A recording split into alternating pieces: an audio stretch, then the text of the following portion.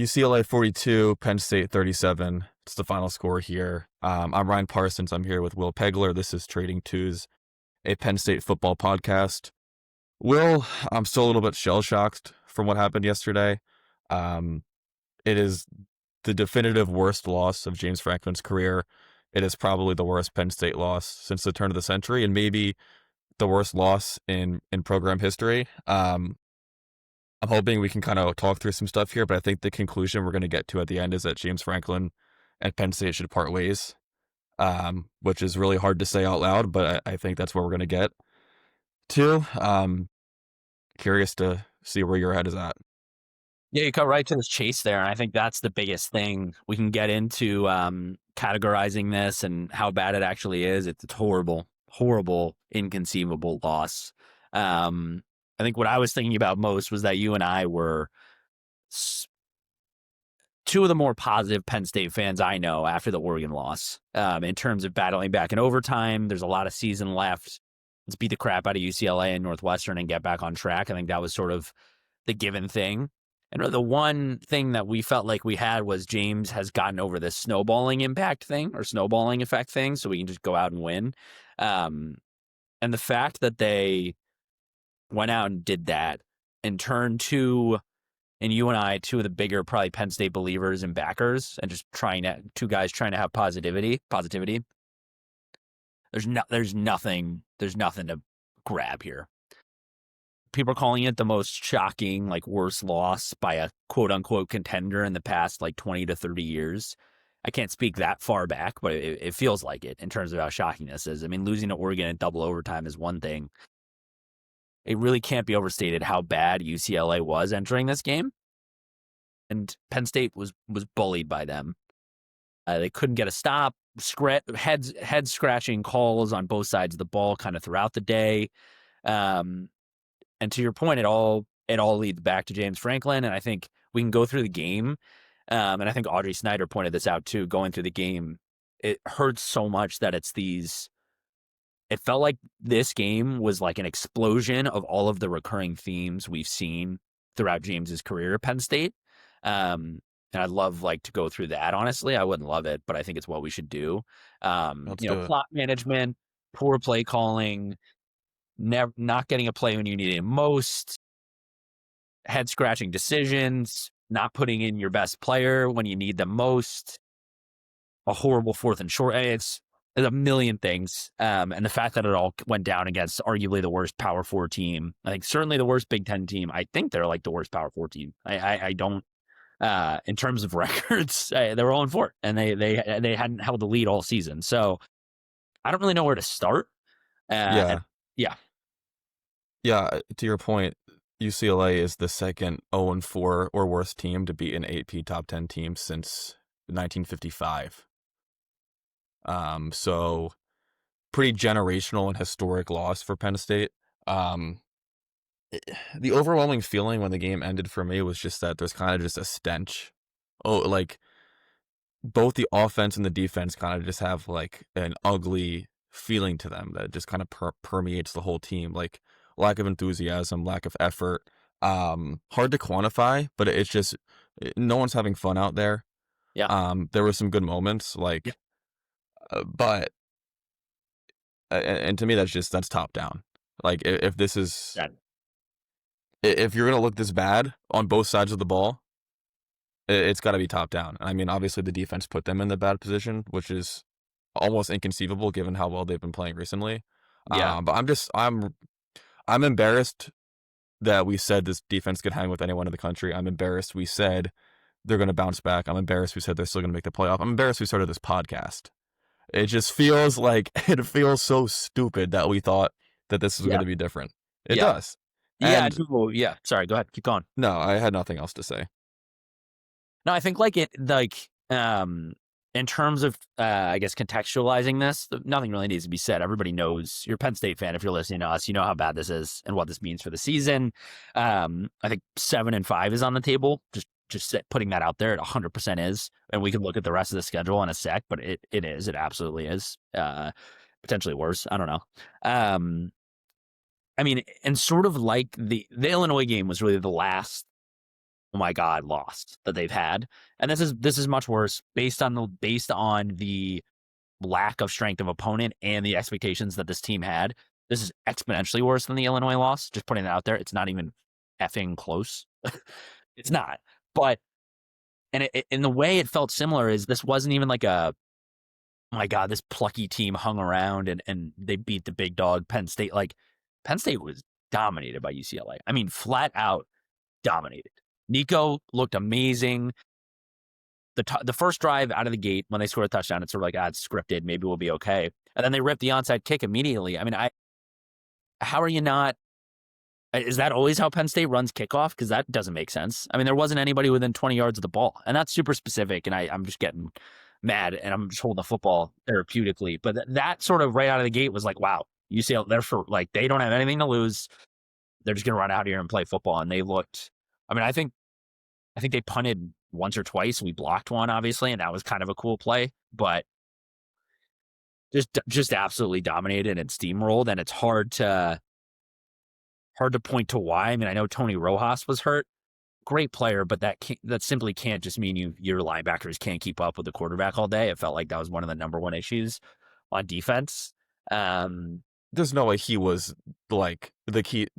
There's no way he was the keystone that were like you remove him and the whole building falls. Like that can't be possible, right? But he can be. I mean, if Drew Aller didn't play this, it shouldn't have been like that on offense. You know what I mean? Like there's zero excuse.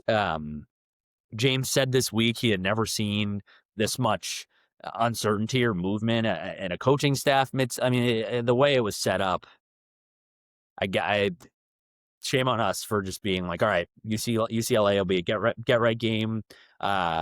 Shame on us for thinking James had moved on from his old ways of at least the snowballing effect, because that was really the one saving grace we had. Man, he can't beat big games or he can't beat big teams, but they'll bounce back. They'll beat little brothers in the Big Ten, and they'll win 10 games. And I don't. What's the exact opposite of a get right game? A dumpster fire, a season ender? Because that's what this is. I mean, it's really bad. And this is Sunday afternoon. It's still setting in, I guess. Penn State's now unranked in the AP poll. Anyway, I'm sorry, I'm kind of rambling, but it's hard to describe how bad this one is. Yeah. And I mean, what sucks is like, there's 1% of you that's like, oh, if they went out, they'll make the playoff. But like, that's what's preventing you from fully grieving it. For me, at least, like I feel like I'm not grieving the season yet because it's like, there's that 1% chance that they went out. So that's like almost like like a roadblock to my healing process. I feel like, it's like I'd rather the girl just dump me than be like, maybe we'll get back together. Yeah. But like, I'll tell you in 2 months. Yeah. No, I know. It does. That's kind of a good metaphor. That's how it feels a little. I mean, and it kind of in that vein, Ryan, and this is, we're just getting right into big picture, but whatever. Did something like this need to happen for James to move on? That's such a good question. Like, did this happen? Like, I'm not saying that this is going to happen. They're not going to move on from James midseason. I'll say that like that. I mean, he's not getting fired this week. But I think you're so right. I think you're so right. Like, because deep down, everyone kind of knew that they weren't going to do it, but you have that thing to hold on to, which is like, yeah, we're going to be in position every year. We're going to make the playoff every year in this new format. And the counter argument, obviously, is like, if you fire James, it could get a lot worse fast. But I don't think anyone cares anymore, honestly. Like, I think people at this point are willing to just suck it up, even if like it gets bad for 5 years, because it's like, God, we're getting into this so fast. But yeah, who cares? We can get into it right away. I mean, but if it's kind of like going for it on fourth down, like you might not get it, but maybe you do, and you hit it. Like, you're right. We're jumping. Like, we don't need to get in a coaching big board right now and all this. There is still a season to be played. I'm telling you guys, they're not firing you in midseason. It's just not how Penn State operates. And if they do, I'd be floored. But I don't even want to put that out there. But it would have to get back next week, if you know what I mean. Like, it would have to get even more. Maybe. I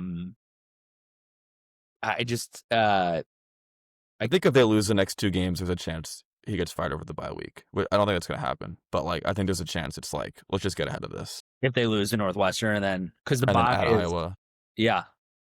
I mean, what's so awful about this is just everything is now on the table because of how inferior UCLA was. So we thought Northwestern, I think, is the other. I guess it's Northwestern, UCLA, and Purdue is the worst Big Ten teams, and you can't overlook anybody now. We were never going to overlook a trip to we're Iowa. unranked. Nebraska comes to town. I mean, there Yeah. are like, Indiana, obviously, and then Ohio State goes without saying, but there's traps all over this schedule remaining. So it gets dark quick. Like, and I think that was so I guess to rein us in a little bit. And I just saw this flying around Twitter. It was like, even during the game, fans were like, I don't even want to win at this point because, like, obviously they wanted to win, but it was like, they're just going to escape this somehow, spin it into a positive and be like, look, we went on the road and found a way to win. And like, we go to Northwestern. And then it's like, then they lose to Ohio State 10-2, maybe make the playoff. Same old James. Like, that's obviously it's a lot of hypotheticals and a lot of mental gymnastics. But I think That's where it was going. That was the Yeah. thought process that was happening. It was like, even when they blocked a punt and Liam Clifford scored, they're down 6. It's like, oh my God, we might get out of here with a win. But geez, this is not like the USC win. I mean, USC wasn't great last year, but that was still a cool like road win against a higher profile team. I mean, this UCLA team, dude, is so bad. So It's hard to emphasize how bad they are. Yeah. I mean, their entire coaching staff was like created out of thin air in the past week. And if they're exploiting your special teams on the first kickoff of the game, it's like, no, it's embarrassing. You should be someone should be fired. Maybe, I don't know. Yeah, it's crazy because I guess it's what it's like rooting for a frustrating team. But like last week it was the offense, and this week, I mean, the defense was just.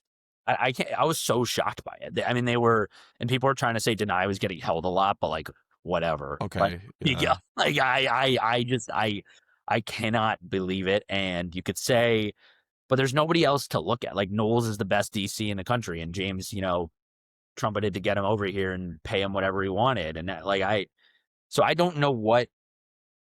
Well, I do know what the problem is. That it's James. It's James. Yeah. It's it's just crazy, and it's crazy that people could be like, oh, you guys are just immediately going back on your word, but like I didn't think they were going to lose to UCLA. Like, I didn't know this was. I did not think we were going to be recording this podcast. So that's the shocking part about it. It's like we were the number one guys that were being positive about the Oregon loss. Yeah, I mean, not number one. Like, we're not that popular yet, but like we were like, people we know personally were getting mad at us for like believing in Drew and believing in James. Yeah. And sorry, go ahead.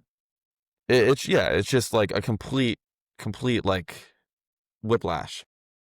I mean, we put that clip out on Friday. Like, oh, you wouldn't rather be Clemson right now? It's like we're the same. It's like us, Clemson, and UT are all the laughing stock, Texas, because like we were all the top ranked teams in the preseason, and we're just blowing everything. So I don't know where. I don't know what happens from here. I think I guess just getting in, like, we don't really have to talk about the game itself that much. Everybody saw it. It was horrible. I just think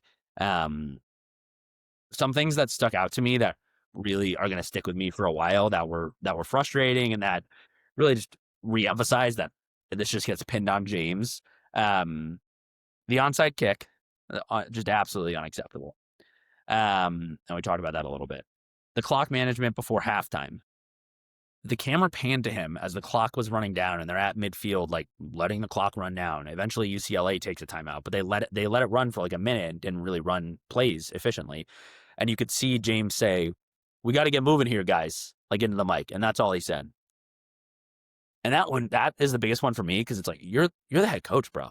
You have the power to call a timeout. Does Andy just run like?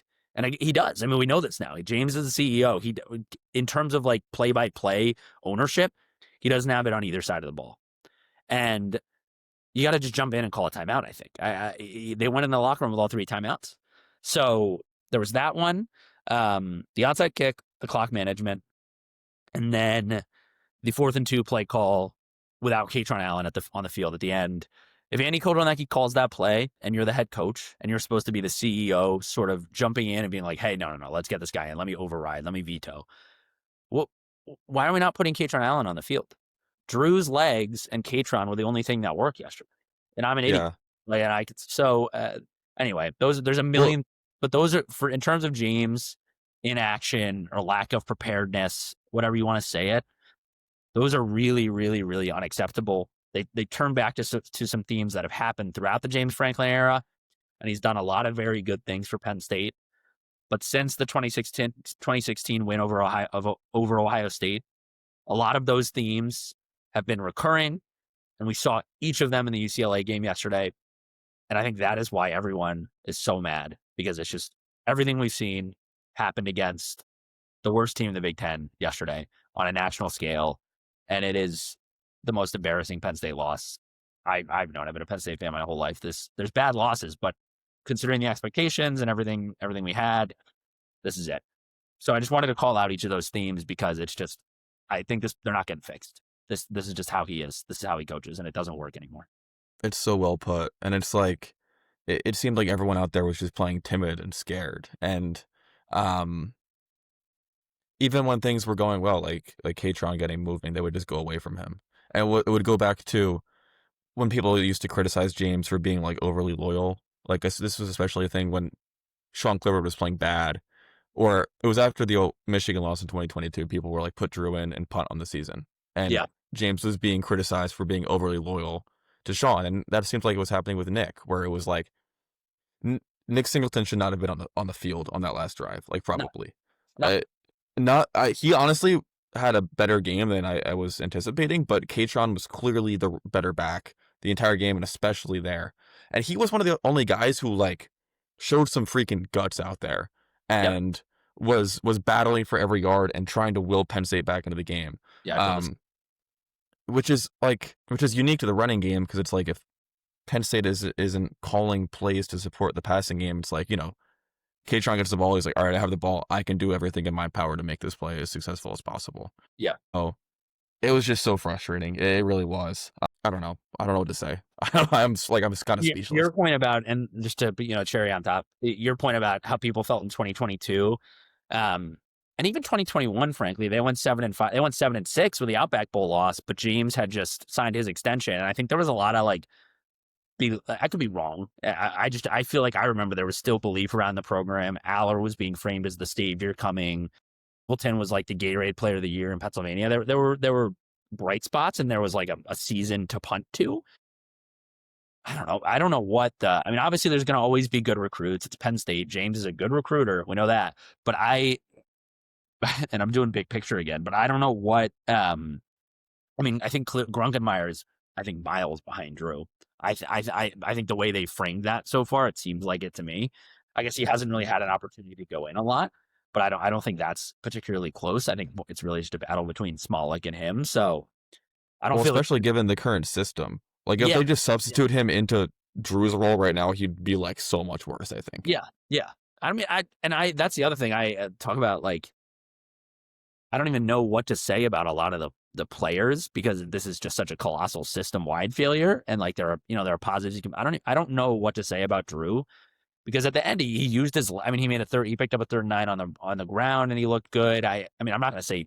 I mean, the offense they wasn't really the issue yesterday. I guess they played like maybe well. I would even say they kept up with UCLA, who the Penn State defense made them look like world beaters yesterday. So I don't really know what to say about like individual performances. Obviously, Nick stands out again, just because the coaches kept putting him in, and it was like, what are we doing?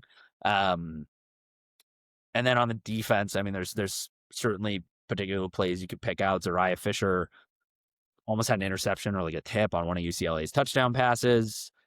Felt like a lot of missed tackles. Zane Durant jumped off sides on that 4th and 1. That was I mean, I feel like penalties was kind of another theme, which I don't know if that's been like a big James problem historically, but like.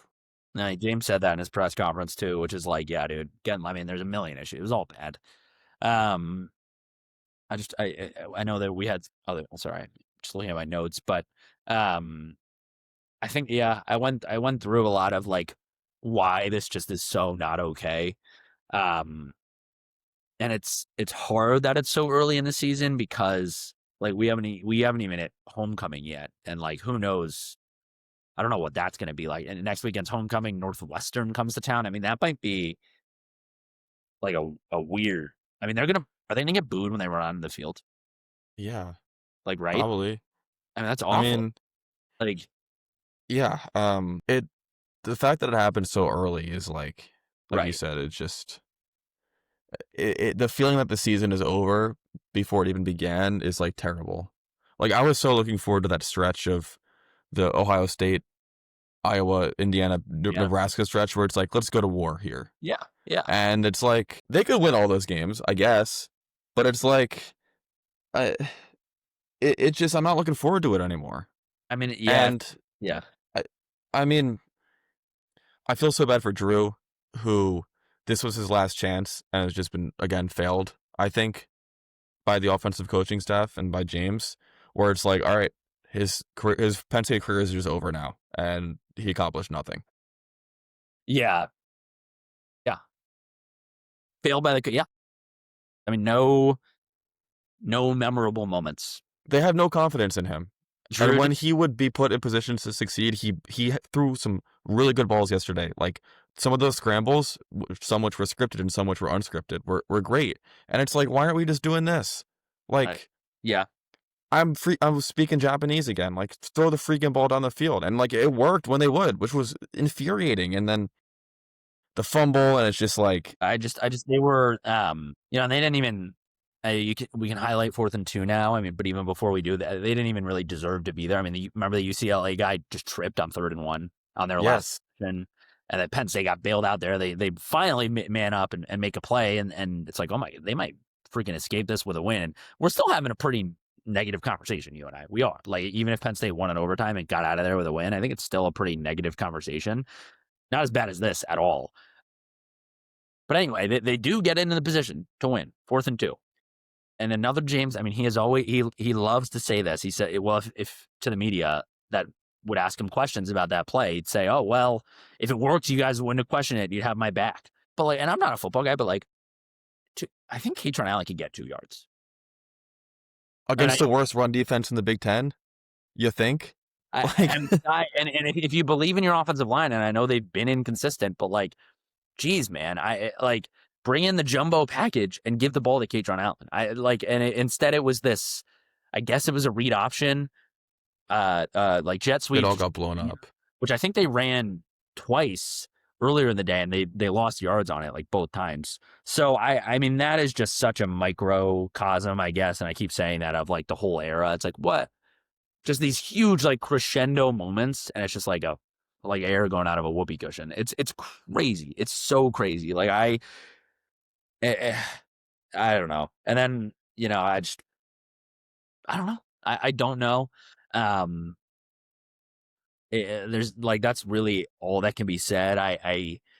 It's really bad, and I think it probably is the correct take that maybe this needed to happen. Like, this is the ultimate, like, this isn't working. And you said that earlier today, Ryan, about, you'd speak to it now, but the conversation that you were hypothesizing might be happening between James and Kraft. Probably not right now, Pat Kraft AD, but like, what do you think that is? Like, what's like, obviously immediately after the game, it's like tactical and, whatever, we'll talk, but like Monday morning quarterback, like what? I don't know what Kraft says or what his approach is right now, because there's a lot of season. Yeah. I mean, I think they just got to talk as like boys, like as men, and just be like, dude, like, if you want out, like, this might just be better to go our separate ways. Because they're at an inflection point. Like, they can try to lock back in and rally around it and keep building the Beaver Stadium renovations and keep recruiting and see what happens, or Pat can be like, dude, like, should we just rip this Band-Aid off? And maybe they just hash it out. Like, I don't know what that conversation is. I don't even know if it's a tough conversation. I think it's just like honest, because like James knows, like James reads everything. James, like, he's so dialed in on what's happening. Like, he knows where he's at. So he might just accept defeat. I don't know. Yeah, I mean, a $50 million Band-Aid, right? Like that's the other thing. No. I mean, they can. The NIL era, it's $50 million. Penn State can probably scrounge that up, but that's Yeah, I think the hope would be that like he leaves for another school that pays the yeah, buyout, I yeah, guess. yeah. I think that is Um, uh yeah. I no, I know. I guess I don't even know what I lost my train of thought. I'm sorry. I got something to say. Yeah, go. I lost my train of I, thought. f- I feel like there's no confidence in the offensive or defensive players like by James and the coaching staff. It's like if this is your best roster ever and this is your 5-star quarterback and 5-star running back, like the overwhelming feeling shouldn't be that we're not going to get 6 here on every drive against the worst team in the Yeah, Big Ten. Um, it was like once it went down 17, was it nothing? I was like trying to do the math on how many drives I'd have to score on, and I was like, wait a second, like we got to get to halftime, like making this a 1-possession game because I I think they made it. It doesn't matter. I think they made it 10-7 because I think UCLA got a field goal off the onside let me kick, see. Yeah, it was 17 and then it 13-7. I think. yeah, it was 17-7 at half. No, at half, I think it was. No, it was 27-7 at half. Yeah, yeah, That was half. when I'm sorry, that's when I was doing the math where it was Yeah, like, no, all good. Yeah. all right, this is like a 3-score game now, and I don't I don't have confidence in the offense. I mean, I probably have confidence in the players because they have succeeded in the years past, and like it's largely the same guys. But it felt like um, there was no urgency. There was no putting people in positions to succeed. There was no, I don't know. It felt like they were just calling the same scared game plan that Yeah, they had against Oregon. But it's like you can probably get a little loose here. Like it's UCLA, and I know you're down 3 scores, but like you're the yeah, 7th best team in the country. Like, and I felt like there was no confidence. That wasn't coming out internally at all. yeah. I feel like the word. I'm with you. It's a lack of confidence in the players, and it's. I feel like the word is the coaches, specifically Kotelnicki, I guess, like, trying to out scheme. But like, I don't think you need. You're right. I mean, they were saying in the pregame CBS show, which we can get to that in a sec, but that was a disgrace to broadcasting football. Yeah, I don't even know if I can talk about that. I mean, like they said. I mean, Penn State were better athletes at every single position, right? I mean, they were. So like, it doesn't need to be an out scheme thing. It consistently felt like that's what it was. And they threw a touchdown on a play like it was a 50-50 ball to Kyron Hudson, and it was like, yeah, that's why we got him in the transfer portal and are paying him X amount of money. I don't know how much, but like a lot. So that is totally what it is, and I guess that's a James thing, and maybe he is like that's his leadership. Like we gotta put our we gotta out scheme these guys, and like we're the better coaching staff. It's like no, you just have the better players. Like Is he uh, micromanaging, you think, there? Like, is he probably the CEO, but he's like the CEO who's checking how many emails you send every day yeah. and asking what you're working on? Like, Yeah, probably. Yeah, but I mean, I think that's exactly what he is. I don't think that's even like a stretch. I think he probably walks around the building. I'd love to know what the vibe is around the building. I mean, I know it's like family oriented or whatever, and he's a positive person, I guess. But like, what? I'd love to know the vibe. I'd it's love. family oriented, but like it's the scene from The Bear when like the cousin drives the car into the into the Christmas Eve dinner. That's the family oriented it is. Yeah, exactly. Yeah, I mean, um, yeah. So it's all of it. To quote James, it's all of it that went wrong. It was on full display, and it was nothing. It was nothing new. I mean, I guess the defense playing horribly was pretty new. I mean, that was new. Yeah. I didn't expect that. I thought they were the best defense in the country. I thought they were going to win by 40 just because of the defense. So I was shocked by that. But I think where it came from was not new themes, if that makes sense. Yeah, that makes sense. And like usually it is the offense that just doesn't show up. But man, I mean, it was just really, really telling. Like I don't know if they were still mad that they played 40 minutes against Oregon and the offense sucked. Like maybe they was tired. I don't know. And you can talk about the players, but you got to point at the head coach. And I think Yeah. yeah, go ahead. Well, it's like they got ambushed to begin the game. Like Yeah. scripted drive and then onside kick, like they got ambushed, which can happen, especially against a team where the coaching staff is all new. They have nothing to play for. Like they just want to go out and prove something. They got ambushed. You got to make adjustments at halftime. Like survive the first half, you let up 27 points. Like holy shit, what just happened? You got to C, Nico is obviously just like getting loose on every play.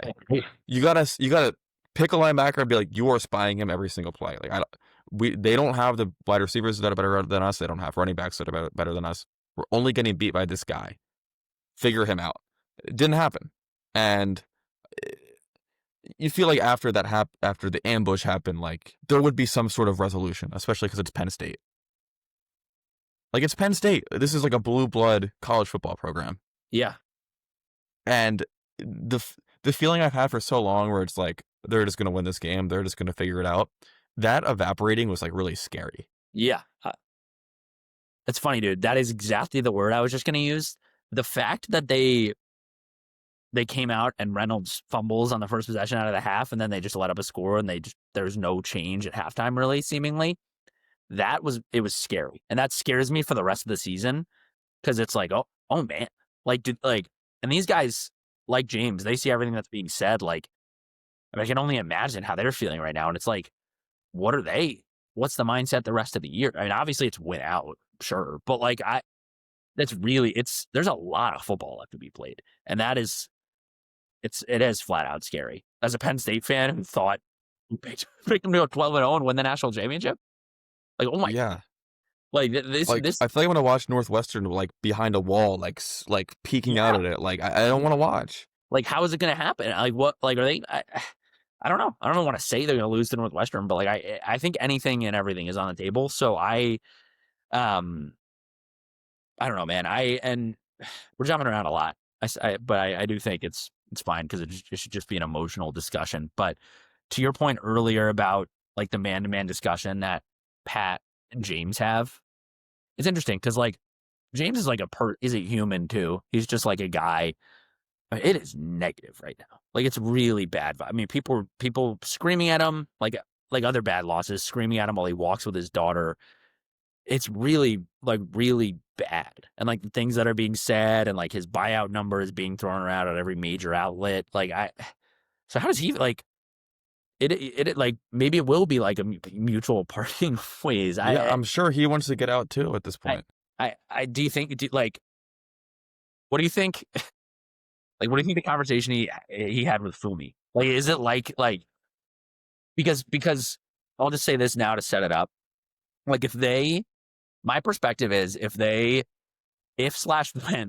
they lose another game here and go 9-3, best case, miss the playoff at 9-3, best case, they might go 7-5, they might go 8-4. I think they fire him the day after the final game of the season. I think that's like fully on the table right now.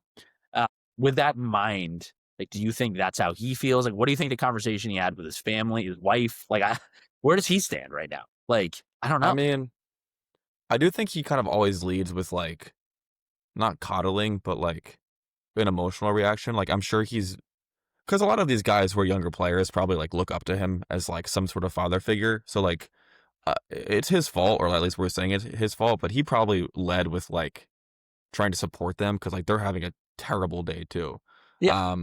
I don't even know if he talked to Fumi. Like, honestly, he might just be like, I don't know. Like, yeah, no, I know. I'm with you. I don't know. I don't know anything about the relationship. Yeah, I don't think anyone does. So it's like, his poor daughter that was there with him. Like, it just, I don't know. Like, I mean, what did you do when they lost? However you felt is probably how he felt. Like, literally, yeah. I was at a bar for the Phillies game, and long story, but I couldn't get the game on the TV. I was watching on my phone in a corner, and like, I like missed the first 3 innings of the Phillies game, so I was just like staring. I was talking to you on the phone and just like freaking out. Yeah. I guess he didn't do that, but like No, I think he probably, the second he was alone, like got him like in his hotel room and just like screamed into a pillow. I don't know, like how do you react to that? As a man. Yeah, and that was really specific, like how he talked to his wife. I don't know, but like what I more meant was like how he's personally taking it. Like you're saying, like I mean, he has to be keenly aware of what's being said. Like, and somebody will probably flat out ask him, like, are you coaching? Do you feel like your job's on the line? Like, and shame on me, I actually don't know if that question came up yesterday. Probably not. But like that question is on the table. So like, how does he respond to that? How does the team respond to that? I don't know. I don't think it's going to be in a good way, because they don't that's one of his trademarks. They don't respond to adversity very well, in my opinion. So yeah, it's really a shame. Um, and obviously the fact remains, if they win out, they make the playoff. But like, LOL, they haven't beaten a Power 5 team yet, or Power 4 or whatever it's called now. So it's pretty bleak. And it does. And I know everybody always has like such emotional reactions to these losses, but this is different. It is, right? I mean, this is different. It is. And it's a shame. It feels like the beginning of the end for the James Franklin era. But that's how it feels. Yeah, I mean, I think everyone was emotional after the game, but I think the feeling was like this is a sustained. Like I'm not gonna wake up tomorrow and feel better. I don't think like Oregon, where Yeah. it's like a lot of game left. Like this is Yeah. the season essentially ended. Yeah. Do you want to go through the schedule? Like, do we want to talk about how likely it is for them to win out? I do. I was just going to make one other point about, like, we were saying how it was an emotional reaction. In a way, I feel like the Oregon loss reaction was more visceral and angry, because it was like, here we go again. We lose another big game. We'll still make the playoff, but like, whatever. This was like and like you asked me how I felt, like this was like a numbness, which sounds effed up, but it was like oh man, like this is it. And this guy, it was a numbness, or sort of an acceptance that it feels as if that's, if Penn State hasn't hit their ceiling under James Franklin, they've hit the ceiling and fallen back to the floor. I mean, the regression is just crazy. And so that, I think, was the general, like, this guy is just not going to get it done to the scale with which we need him to. So that is why it was almost like a numbness compared to a really angry, like, oh, again, Oregon. Yeah. Like, yeah. I don't know if it felt more like someone dying or like getting broken up with, but it was just like the feeling was like, oh, that's it. Like it's over. Because I think the writing's on the wall at this point. And I think everyone felt that, which is why it wasn't as like F you, James. It was just like, oh my God, like it's over. Yeah. Yeah. It just sucks so bad that we thought we were over the snowballing losses stuff. I know. And that's why I feel that's where the regression thing kind of comes in. Yeah, that's it. Because it's just like, that's it. That's the main thing. It's just, 2 steps forward, 3 steps back, whatever you want to say. Geez, man, you can't lose these games. And, we got out in 20. That was a good stat for James. 2021 was, I think, their last unranked loss. That was all. It came up a lot during the Minnesota game last year, the USC game. They found ways to win. I think those were actually more signs of what this team lacked rather than a positive now, because Minnesota wasn't a great team last year and Penn State nearly lost to them, and Penn State got bailed out and won. But I guess at the time it looked like they were turning a corner in that way, but it feels more just like that was just, they got lucky and that was a sign of what they still lacked, because it's true, man. They haven't beaten they didn't beat anybody last year. Like that's yeah. sucks. Now that you look at it, well, like you got to admit it now, they didn't. So, but like, how are they in these games with Notre Dame and Oregon and Ohio State? Like, yeah, like what the fuck? Like what? Like, it's uncanny. It really is. And the only thing you can point to now is James. We've tried everything else. We've fired all the coordinators. We've rehauled recruiting. We've reinvested in NIL. We've done the Beaver Stadium renovations, got the training table, got freshmen out of East Hall single dorms, and it's 2025, and we still suck. Well said, dude. He and I guess in a way, like, credit to him for making those pushes and getting all this money funneled into the program. Like, good job.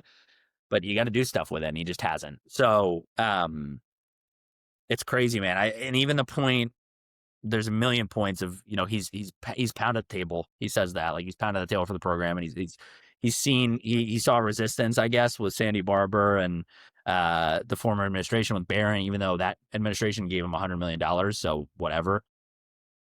Yeah, thanks for that, by the way. Huge shot. Like, and one of the number one things is the coordinator, Mike Foreman, wrote a column after James canned Yurcich after the 2023 Michigan loss, and Mike said, this is it. Like, in terms of the offense has been an issue, the offensive line has been an issue. he kind of hypothesized, Pat Kraft said to James, like, go and get this guy. You're telling me he's the best we can get, but this is it. We're not doing any more major coordinator recruitment without return on investment, which is like an appearance in the national championship or a national championship. And that's what he said about Kotelnicki. I guess they went and got Knowles, but that was different because Tom Allen wasn't fired, I guess. He just moved on, so that was different. But yeah, I don't think James has any more index fingers left to point. I think it's just all thumb. Yeah. 100%, dude. And Like, it's like, I think that's it. And because no one was like, oh, that's a bad hire. Like, he was the best defensive coordinator in the country. And if he's coming in and letting up 42 points to UCLA, it's like, yeah, I don't know if that's all his fault, to be honest. Like, how can it be? it's got to be a lot of it, but also, yeah. I mean, he had some moments last year with, like, the Oregon game early. It's still, this team is so bad. Like, we wouldn't be having this conversation if they lost even to Iowa, or like if they went 9-3, but it was Oregon, Ohio State, Indiana. It's like, okay, like, we didn't live up to the expectations, but like, let's reload. This is historically bad. Like, this is really, really, really bad. and I think that's why fans felt like it needed to happen. I keep going back to that, but it's cool that it's interesting that you said that, because if they did go 9-3 and miss the playoffs, it would be like, shucks, we got unlucky. Indiana's really good now. Like, we got unlucky. Yeah, like, let's go get an OC from the Big Ten instead of Ohio the Big 12 State, this Oregon. time. Yeah, exactly. Ohio State and Oregon are tough teams, but we beat everybody else, and we just missed the. It's like the goalpost shifting, and I think people are done with it, man. You and I certainly are, and we did a lot of it. We have, and we did it last week. So It's crazy how not done with it we were last week. Like, this happened instantly. I was nowhere on the fire James Franklin train at all last week or the year before, or like, honestly, ever. I think we said it. I think we said it on Sunday last week. We're like, well, you're not gonna fire James. Like, I think we said, yeah, it is so like in focus just because this felt like inconceivable. Cutting back to what you said earlier, I have the rest of the schedule pulled up, and I don't know. I mean, it's Northwestern comes to Beaver Stadium. It's homecoming. got to think they win that. What's that? Got to think they win that, right? Yeah, you think, but the fans are literally. I mean, there's talks of like boycotting the game. Really? The usual. I mean, that's probably happened before, but like, people in the Facebook groups are like, I'm not, which is fair. I wouldn't want to go. I think that's gonna be like sad, and I am gonna feel bad. Like, there will be I don't want to put a number out there, but there will be a significant percentage of people standing and booing the team when they run out there. That will happen, and that will be heard and tweeted and filmed, and like, that'll be embarrassing. That'll be embarrassing. Yeah. Here's an idea. Yeah. Whose line is it anyway? Northwestern at Penn State. Just what the spread is now. Yeah. Right. Sorry. 15.5. Like, I was gonna say, I think I'll say 13.5, 2 touchdowns, but I don't know. 21.5. Yeah, feels like you take Northwestern to cover right now. Yeah, I mean, I mean, imagine like if you had UCLA money line, it's probably like.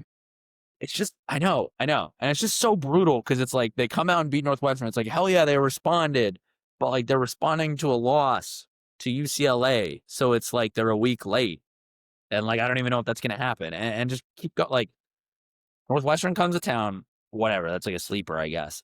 At Iowa, that's a trap. Every single time you go to Kinnick, that's a trap. Bye. At Ohio State, Indiana comes to town. Go to Michigan State. I don't know. East Lansing is weird. Nebraska comes to town. They've had a good year.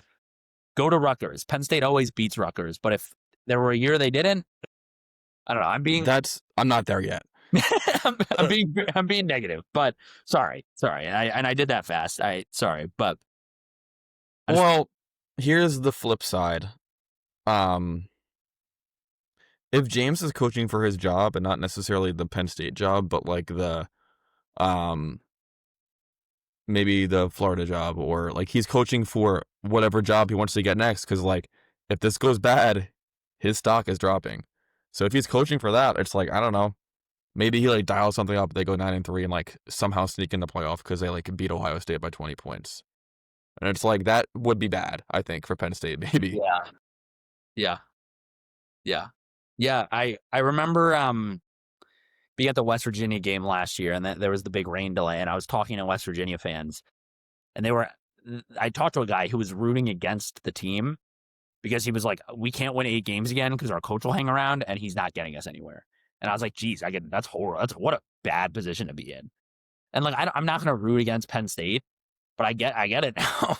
Because now like, I don't know. I don't know. I guess if they win out and go 10-2, then like, yeah, wow, that UCLA game was weird, but I mean, if they win out and go 10-2, that would include a win at Ohio State and a win over a really good Indiana team. So like, it's not going to happen. But how long until James name drops the Notre Dame lost to NIU last year? Oh my God, I didn't even think about that. Like, that's going to be his message, right? Yeah, it is. Did Notre Dame lose to anyone else last year? I mean, you'd think if they won out, Penn State would still make the playoffs if they beat Ohio State. Yeah, they totally would. No, they lost to NIU week 2, and then I think they had a pretty easy schedule. So that was the difference because they play a Candy independent schedule. But yeah. I mean, that's going to be his message. He's probably going to, if they look to the Ohio State for the Oregon loss, like they're probably going to look to Notre Dame here. Yeah, I think you're right. If he's hanging around, like. Yeah. And I guess I'll go if I don't know if that ends up being the case, then like hell yeah, James. I don't know, man. It's pretty bleak. Like I just got to see him beat a real team, and Northwestern qualifies as a real team right now because they're in the Big Ten. So I guess that's the next thing. But if you could fire James right now, would you do it? If you were Pat Kraft, you are the Penn State. You're not in Pat Kraft's shoes. You are Pat Kraft. No, I actually don't think so because I like they fire him and then they might lose out, and then it's like, what do we go? Yeah. Like legitimately, I think that would be on. Like I don't know. Like I fire him and then I guess Knowles would be the interim or Andy. I maybe it would get, but no, I don't think I would because I don't know. I don't think I would. Would you? No. Yeah. Because there's still that 9-2 or 10-2 back of your head thing. That and I think, yeah, that. How the hell did Notre Dame do it last year? Like seriously, lose to NIU and battle back. Yeah, I mean they didn't really play anyone, but like that probably was a battle for them. Yeah, 100%. So, I mean, I'll root for him against Northwestern next week. Like it's a similar message. I like don't even want to watch. Yeah, because it's gonna be the same thing as like, like we beat them. Like who cares? Yeah, well, certainly. It's so crazy that we said on last week we're like, well, it's gonna be a lose-lose either way. Like even if they dominate UCLA, it won't matter. And yeah, it's like a lose all around. Yeah, I don't know, man. It's hard to just analyze this game on its own just because it was so bad. But Drew did some positive things. The defense, there's literally nothing to take away positively. No, I don't know. Like there would be those shots of Nico running, and like he'd be at midfield, and there would be nobody like in the frame. Yeah, is he gonna score an 80-yard touchdown right now? Like what is happening? So that was just inexplicable to me. Obviously the 4th and 2 play call, the clock management at the end, it just seems bad vibes. Portman asked Drew at his presser if you think they're still in the playoff, and Drew was like, "What do you think?" Like Drew was obviously pissed, but it's like it's a fair question, Drew. Like that has to be asked. It's all on the table, I think is what we were saying yesterday. Like it's all everything now. Everybody who is a big critic, any take is you have a right to say it because they lost to UCLA. You have a right to dunk on Penn State. There's no more defense at this point of James or of what he's built here. No, which is like really hard to swallow. Yeah, because the other side of this is scary. Like can be. It's such an unknown. And like going there like really sucks. Flying around. It's like, sorry, go ahead. I mean, I don't know. Like okay, like Kurt Signetti is our coach now.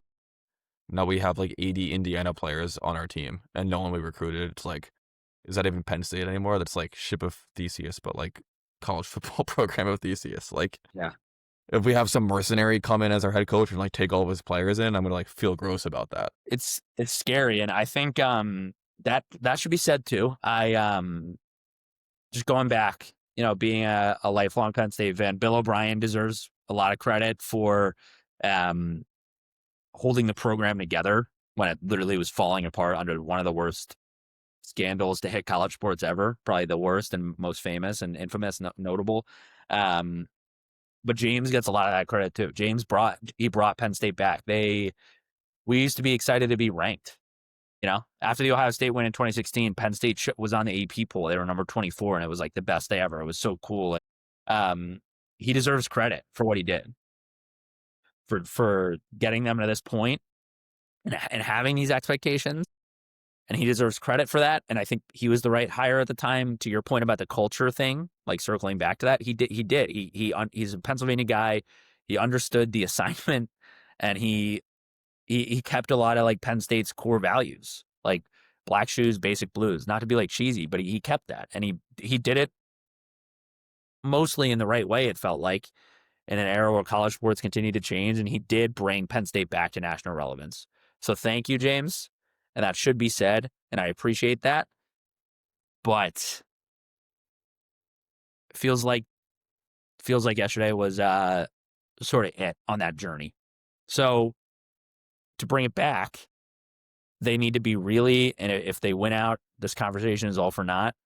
But if the likely happens and they fall out of the 12-team playoff and they're in a BS bowl, and I think he might get fired, to your point, they have to be really, really thoughtful about who they bring in, as a lot of people care about Penn State football.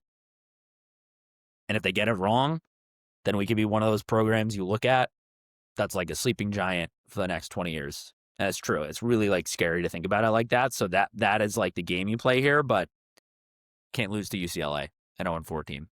So that's kind of a long thing, but Expertly said. Thanks, man. I mean,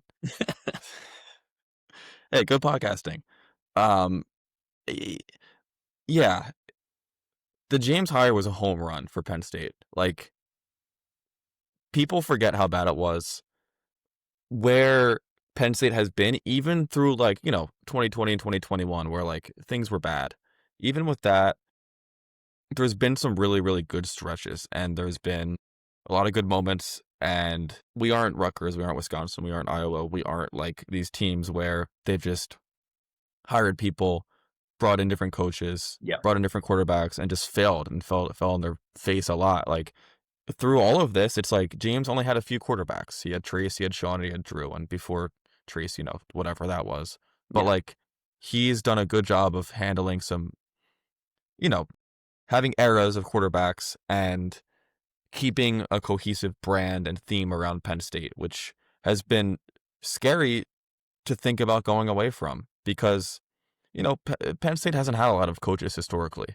Like, seriously, there was Bill O'Brien in there, but that was kind of fake. It's basically just been Joe and James.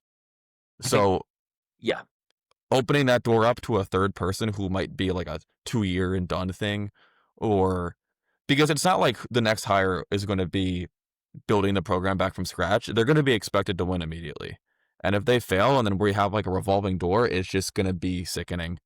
And we might end up regretting firing James. I mean, obviously we're pretty far ahead of ourselves here, but. Bro, that's such a good point too. But like, because it almost feels like this Pittsburgh Steelers. They've had like 3 head coaches ever, and they've existed for like 100 years. It like, go to the tavern and sit down and have an original sin. Every head coach is on the wall, like presidents, and there's like 4. It's like Rip Angle before Joe, and like the 1900s, early 1900s, Joe, Tom Bradley for a day when everything happened, Bill, and James. So like it's crazy.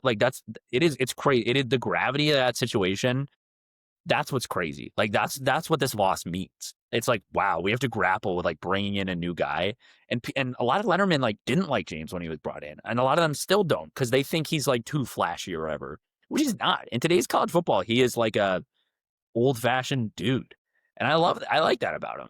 So like this is so big picture now, but like that's what this loss is making us think about. It's like, oh yeah, we got to grapple with it, but like it's on the effing table, like it is. So like it's crazy. But yeah, that like gave me chills. That I'm not even kidding. The head coach thing, like, I think we're capturing here why it's so scary to fire him. It's like we are etching the name of the next head coach into the history of Penn State football. Yeah. And the risk of it going poorly just feels so bad compared to maybe just And biting then, the bullet on James for a few more years. and then it goes bad once and it becomes an unattractive job. And I'm not saying this shouldn't happen, because I do believe if they lose another game and miss the playoff, I think he should be out. I do. And I'm emotional right now, but I that's how I feel, because that was ridiculous. But still, these are the things you got to grapple with. So it's scary, man. Like, no matter what. And it's not like, and then if you miss on one and then it becomes an unattractive job, then you get into that cycle where, like, I'm a Giants fan, like that. They've been in that cycle of hell for a decade. So it's like, Penn State matters to a lot of people, and I don't think, like, I don't know. It's deeper than This is fan. making me like want to chicken out of saying we should fire James. Like, it's Yeah. like really, it's scary, but I like almost cried. That was crazy. you can't lose to you can't lose to UCLA. You can't. I mean, It's just yeah.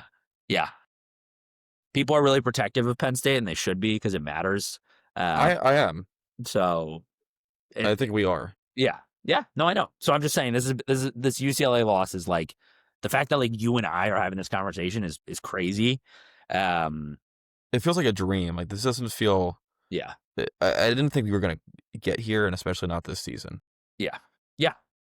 That's it, dude. To be honest, I mean, I don't think he even. I mean, he's like dug his own grave, saying he hasn't had a better team, he hasn't had a better offensive line. It's like, then what is happening, dude? It's him. I know. Like, case in point. Like, No, it is. so we got Northwestern next week.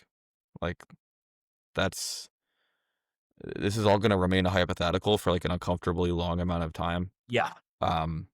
And God damn it, if they beat Ohio State, we're going to be in a really bad spot mentally. We are, because I know. then it's like we got to really lock back in. I know. So that's the thing about it happening this early in the season too. It's just, I know. It's every game is like a. No, I was talking to my mom earlier, and it's like, because you're like, oh well, it's Northwestern. It's like, but losing to UCLA, like, now there's no one, like, everyone is above that. Every team we play the rest of the way is better than UCLA. Yeah. Right. So, right. I mean, I think that's true. Yes. So, yes. like, I mean, maybe not Rutgers, but like at least they have a head coach. Yeah. Like, Cristiano, like, he's a good coach. It's crazy, man. Yeah. So I think that was all well said. Like, that's why this loss means so much. It like, it sets Penn State back pretty far, and there's an uncomfortable elephant in the room, and it involves a $50 million send off potentially. So it's kind of scary. I don't know, man. It's going to be a very interesting next few weeks and months. And if it doesn't happen, we have no choice but to buy back in, I think, because going back to our conversation from last week, like, what's the point? But the guy's on thin ice, and he might have a leg in the water. I'd say Northwestern 3:30 on FS1. We'll see. Yeah. Well said. I feel like we missed a lot, but there was too much big picture discussion to be had. I mean, my only other thing I want to make sure I hammer home is that I think Drew played really well. And I think he had a really noble effort, and I feel really bad for him. Yeah. He chose James. He chose to come to Penn State. And we're one loss away from none of it mattering. Yeah. Agreed. Agreed. It's like a disservice to him, and I know we're like so biased to him, but you got to back the kid, you got to back the player over the coach in these student athlete situations, and can't help but feel like he's been failed. So it's really well said, along with a lot of the other players that chose to come back and run it back one more year, and they love Penn State and they want to win for Penn State. One more thing has nothing to do with the loss. CBS should be ashamed of how that broadcast was handled. That was a joke. That was an absolute joke. I know UCLA was 0-4, but this was not a UCLA broadcast. This is Brad Nessler and with the guy Gary Danielson, and they're cutting into Jerry Neuheisel Sr. Ridiculous. That was absurd, disrespectful to a Penn State program that has helped build college football. So that was BS, and I did not like that. 100% agreed. And then they were insinuating that Tony Rojas is faking an injury to get more eligibility. That was. I'm going to use this word again. That was abhorrent. That was disgusting. Like, Crazy. The fact that they lost magnifies it because it's like they were kind of making light of UCLA and like, oh, let's like make a wish, give this guy's dad like a picture-in-picture moment here, but they fucked it and they should be ashamed, and they 100%. should have to chip in for James's buyout. That's reparations. I'm really glad he said that because I forgot. I was what I was talking about was Neuheisel cutting in and like crying. No, that was worse. But then like, and so John Sauber tweeted it. I want to give him credit. John Sauber, Center Daily Times. Gary Danielson suggesting Tony Rojas is trying to preserve his eligibility and redshirt is both reckless and obviously incorrect. It was absolutely reckless. Danielson's in his last year at CBS. He's done a lot for college football. I think he was like the Purdue head coach. That was crazy. I know it's like we're just being salt in the wound after a loss, and this is so disorganized, but it has to be talked about. It was crazy. That was really bad. And I was before the game, I was about to say how much I love CBS's coverage of the Big Ten. I love the CBS song. I think Brad Nessler is a legend. That was not okay. All known on an already horrible day, but they were just dunking on Penn State, and I didn't appreciate it. Nope. UCLA, it wasn't going to make UCLA any happier. No UCLA fans were watching. They didn't need to be nice on CBS. No. Oh, dude, we hit the field storming over. Yeah, we did. Did we have the over or the under? I think I had the under because I thought I predicted we were going to win every game. I predicted them to go 12-0. Yeah, so yeah. Cash it. Maybe I took actually no, yeah, I took the under. Good, yeah. So that I was wrong. That sucks. Rhode Island boomed a fifth time. So he didn't boom on his second touchdown, which was crazy. It was like really somber. Well, he's the man for that because he wasn't He was like, I'm not going to celebrate. Like, this sucks. I love that guy. He's. I feel bad for. I really feel bad for him. And I hope he gets a lot of money in the NFL. Me too. He's playing his ass off this year. I mean, I feel bad for Singleton too. He seems like such a good guy. I know. Tell he's good. You can tell he runs, but he's just something's not right now. He's not in the holes. Yeah, you hope it doesn't hurt their NFL careers because a lot of good guys on that team that I've enjoyed watching and covering. Yeah, man, crazy podcast, crazy. I think we're done, right? Yeah. Unless you have any. No, I mean the Northwestern preview might be 10 minutes this week, unless James gets fired. Yeah. I just got the email from Paul that his press conference is happening at noon tomorrow, so we're full steam ahead here. Maybe something crazy. No. Dude, he's gonna like put the statue back to like get goodwill, like the last ditch effort.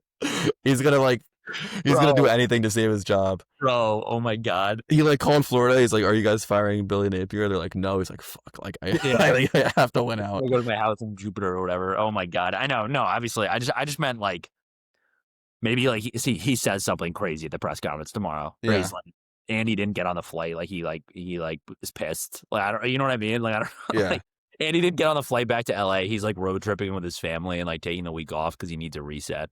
Yeah, it's like we don't need him for Northwestern. Yeah, like I don't know. It's all effed anyway. He's always wanted to like drive up PCH, so like we're just gonna give him the week to explore California. I will say, sorry. I was just gonna say, like, what if James walks into the presser and like Pat Kraft is with him? That's how they would do it if they were to do it mid-season. Was the email? It would be like Goodfellas, like just whack. Oh, nothing we could do. Was the email normal? Like, was it like the usual availability? Yeah. No. If that happens, bro, it'd be like the opposite. It's like when Judge was named captain for the Yankees and Derek Jeter walks in with him. It's like the exact. It's like Jay Paterno's with him when he walks in, like BJ Wurzin, Pat, and Jay Paterno, and it's like, I think I would get in my car and like drive to State College. I don't know. Yeah, that would break it. Like that would be insane. I don't think that's gonna happen, but I will say a classic coach who knows he's on the hot seat is he takes over play calling responsibilities. That I think is low key more. I don't think that's like likely, but I think it's more likely than him getting fired tomorrow. For sure. I can see that. I mean, then it'd be like, why is Andy there? He's supposed to be this play calling savant. Or he takes over and it like looks exactly the same. Yeah, I mean, it probably would. It's like, oh, you were just doing this the whole time. Yeah.